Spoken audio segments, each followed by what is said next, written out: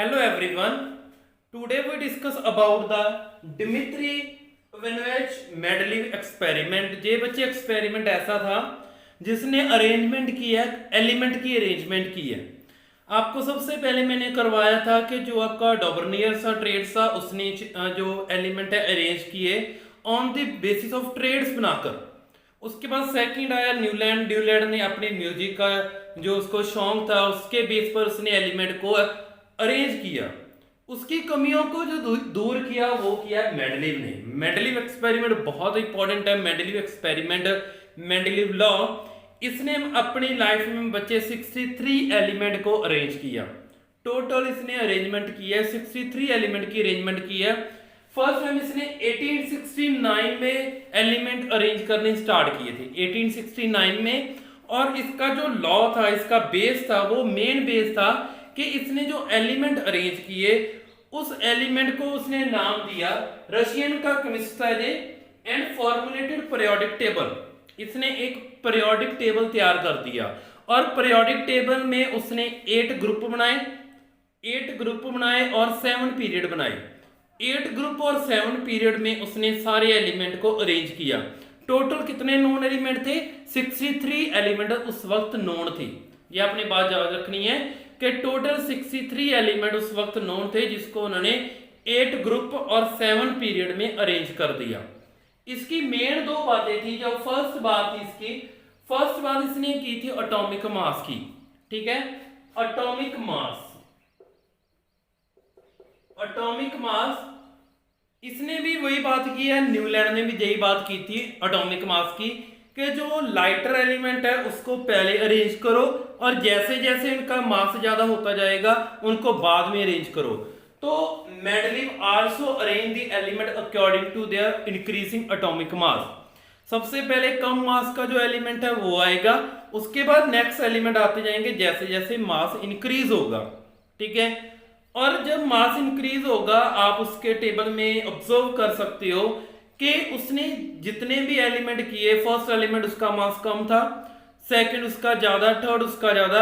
But एक इसमें problem आ गई थी, वो आई थी कोबाल्ट एंड निकल में। ठीक है, क्योंकि जो कोबाल्ट का मास था, कोबाल्ट का मास था 58.9, जो कोबाल्ट का मास था 58.9 था, और जो निकल का मास था वो था 58.7। आप ऑब्जर्व कर सकते हो इन अ टेबल कि जो कोबाल्ट है जिसका मास ज्यादा था उसको उसने पहले अरेंज कर दिया।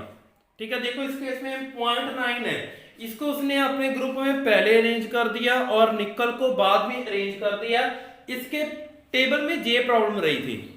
ठीक है, एटॉमिक मास अरेंज तो बिल्कुल सही कर पाया था, बट इसमें थोड़ी सी इसको कंफ्यूजन हुई है, प्रॉब्लम हुई है, जिसकी वजह से ये लॉ फेल हुआ था। ठीक है, जिसकी लिमिटेशन में मैं जब करवाऊंगा वहां पर इसकी जो लिमिटेशन आएगी। मेन बात करते हैं एटॉमिक मास की, कि जैसे जैसे एटॉमिक मास इंक्रीज होता गया वैसे वैसे उसने एलिमेंट को अरेंज किया। This is the first property. Second property में उसने कहा था कि आपके जो एलिमेंट है, एक ग्रुप के एलिमेंट है, उनकी सिमिलर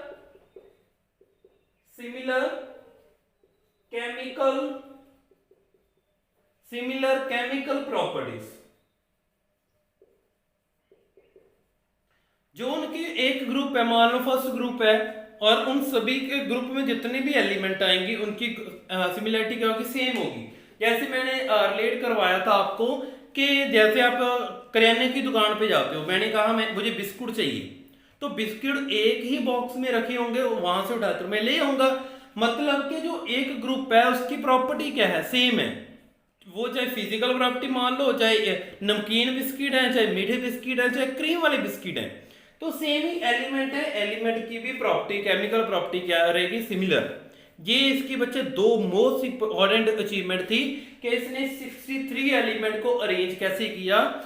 इसने 63 एलिमेंट को फर्स्ट आपने याद रखना है कि 8 ग्रुप एंड 7 पीरियड में अरेंज किया। और अरेंज कैसे किया? Basis of atomic mass, increase the atomic mass. First lighter element, then higher जो मास है वो एलिमेंट आए थे। बट प्रॉब्लम कहाँ आई थी? कोबाल्ट का जो मास था 58.9 है और निकल का मास था 58.7। वहां पर इसको प्रॉब्लम शो हुई। सेकंड उसने बात की है केमिकल प्रॉपर्टी की कि फर्स्ट ग्रुप है, जैसे मान लो उसकी +1 प्रॉपर्टी है, सेकंड है +2 प्रॉपर्टी है, फिर -1 प्रॉपर्टी है। वो आप ऑब्जर्व कर सकते हो इन अ पीरियोडिक टेबल कि आपकी जो अरेंजमेंट है वो कैसे कैसे होगी इन अ मेंडलीव एक्सपेरिमेंट। तो ये इसकी दो अचीवमेंट थी। आपको क्वेश्चन आता है right the achievement of a Mendeleev experiment. इसके बाद हम करते हैं मेरिट्स। मेरिट्स ऑफ मेंडलीव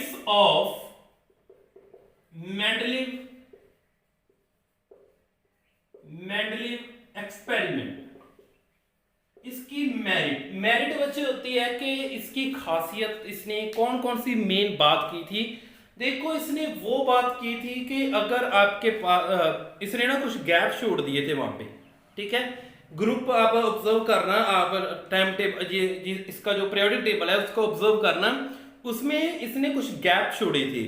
और जो गैप छोड़े थे, गैप क्यों छोड़े थे, इसको पता था कि जहां पर एलिमेंट न्यू आएंगे और न्यू एलिमेंट जो आएंगे इसमें फिट हो जाएंगे, जो न्यू एलिमेंट आएंगे इसमें फिट हो जाएंगे। तो इसका जो फर्स्ट मेरिट बना था, they predict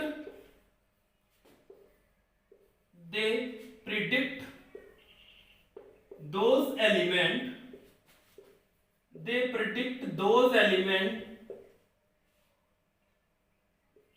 which do not discover at a time। इसने उन एलिमेंट को प्रेडिक्ट किया जो उस वक्त डिस्कवर नहीं हुए थे। तीन मेन है वो, गैलियम, जर्मेनियम, आपका एक जर्मेनियम है और एक आपका गैलियम है और एक आपका स्कैंडियम। ये तीन एलिमेंट थे जिनके बारे में इसको ज्यादा नहीं पता था, बट इसकी ना डिस्कवरी हुई थी, बट इसने ये प्रेडिक्ट कर दिया था कि ये फ्यूचर में इनकी डिस्कवरी होगी और इनके लिए इसने जगह छोड़ दी थी। ठीक है, मान लो जैसे रिलेट करता हूं, मैं क्लास की बात करता हूं, मुझे पता है 3 बच्चों ने आना, 3 बच्चों के लिए मैंने कहा कि इस बच्चे का बेंच छोड़ दो और नेक्स्ट बच्चे अपने बेंच पे बैठ जाओ। सिमिलरली इसको भी पता था कि 3 एलिमेंट आएंगे, कौन से, germanium, gallium and scandium. 3 element आएंगे और 3 एलिमेंट क्या करेंगे, इनकी प्रॉपर्टी के अकॉर्डिंग इसने उनका गैप छोड़ दिया। This is the first merit. ठीक है, उसके बाद जो सेकंड मेरिट बनी, सेकंड मेरिट में इसने नोबल गैस की बात की। सेकंड में दे प्रेडिक्ट नोबल गैस, इसने नोबल गैस की बात की है। ठीक है, they predict noble gas which unreactive with other element, जो दूसरों के साथ रिएक्शन नहीं करते उनको भी इसने प्रेडिक्ट किया। डिस्कवर नहीं किया नोबल गैसेस को, सिर्फ इसने प्रेडिक्ट किया कि ये नोबल गैसेस आएंगी। ठीक है, they predict noble gases. Noble gases क्या होती हैं, जो किसी के साथ रिएक्ट नहीं करती, like helium, neon, argon, these are noble gases. ये किसी के साथ रिएक्शन नहीं करती। मेंडलीव ने इनका अलग ग्रुप बना दिया था कि जब भी ये डिस्कवर होंगी तो ये आकर एक ही ग्रुप में फिट कर देंगे, क्योंकि ये किसी के साथ रिएक्शन नहीं करती। ठीक है, तो ये इसकी 2 मेरिट है, merit of Mendeleev experiment. Merit में आपने ध्यान रखना है, एक तो बात आनी है कि प्रेडिक्ट इसने वो एलिमेंट कर दिए जो उस टाइम डिस्कवर नहीं हुए थे। वो एलिमेंट कौन थे, जर्मेनियम, गैलियम एंड स्कैंडियम। और उसने एक प्रेडिक्ट नोबल गैस को प्रेडिक्ट किया था कि जो अनरिएक्टिव एलिमेंट है, जो किसी के साथ रिएक्शन नहीं करते, इनके लिए एक अलग ग्रुप बना दिया था, बट इनको सिर्फ प्रेडिक्ट किया था, इसकी डिस्कवरी नहीं हुई थी उस टाइम। ठीक है, ये इसकी 2 अचीवमेंट है। एक इसमें जो उसने गैप छोड़े थे उसके बारे में थोड़ा सा बता देता हूं। उसका इसने नाम रखा था, जैसे आपने देखा होगा इका,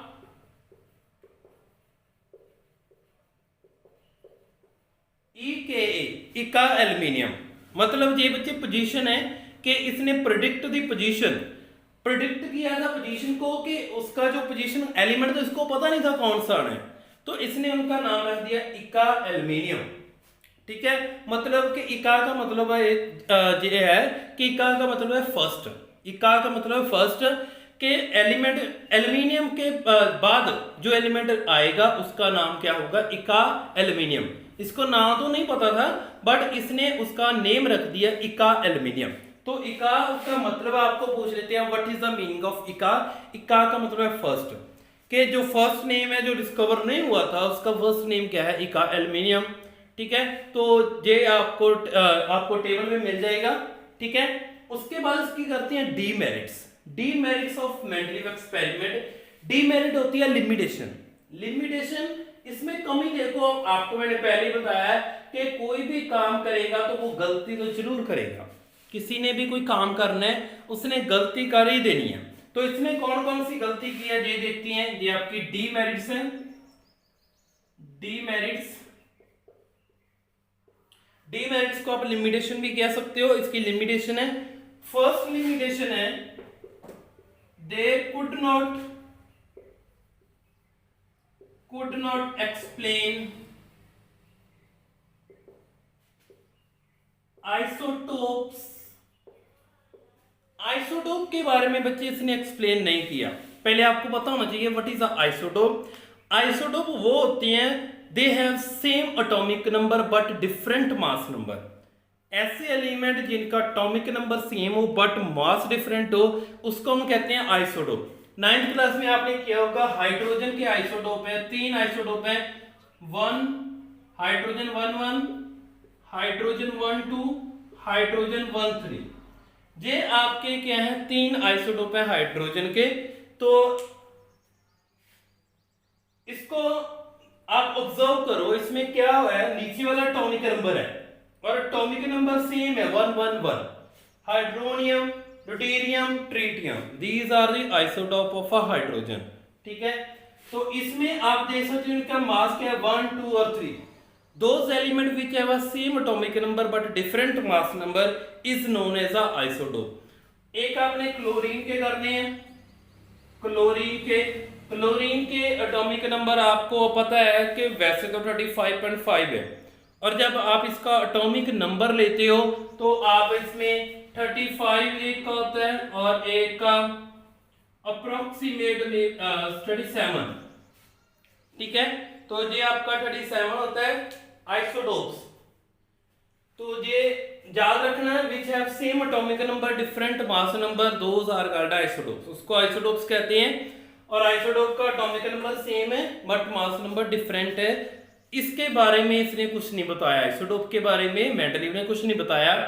सेकंड इसने बात की है they could not explain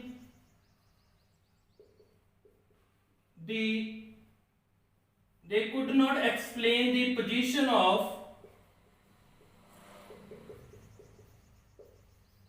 hydrogen.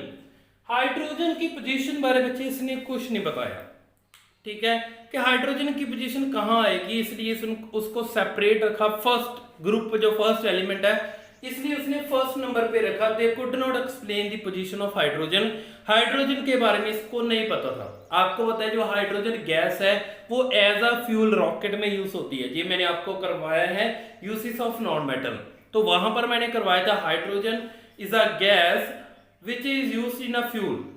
ठीक है, तो ये फ्यूल में हाइड्रोजन गैस यूज होती है। रॉकेट को चलाने के लिए हाइड्रोजन जो लिक्विड है हाइड्रोजन का वो यूज करते हैं और इसकी पोजीशन के बारे में इसने कुछ नहीं बताया था।